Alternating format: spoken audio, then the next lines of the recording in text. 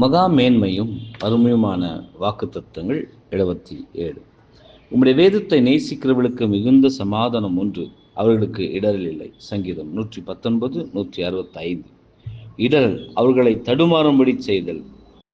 தேவனுடைய பிரமாணத்தை நேசிப்பது என்றால் தேவன் ஒரு மாபெரும் நோக்கம் கொண்டுள்ளார் என்ற உண்மையை உணர்ந்து கொள்வதாகும். இன்னுமாக தேவனுடைய சித்தம் என்ன என்று கண்டறிவதில் சந்தோஷம் கொள்வதாகும்.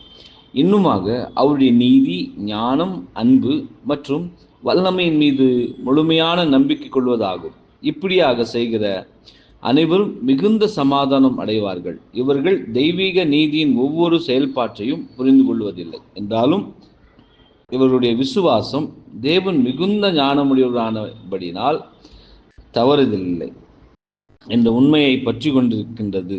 இவ்வாறாக தங்களுடைய விஷயங்களை அவ்விடத்தில் நம்பிக்கையுடன் வைப்பதின் விளைவாக சமாதானம் அடைகிறார்கள் என்பதே ஆமென்.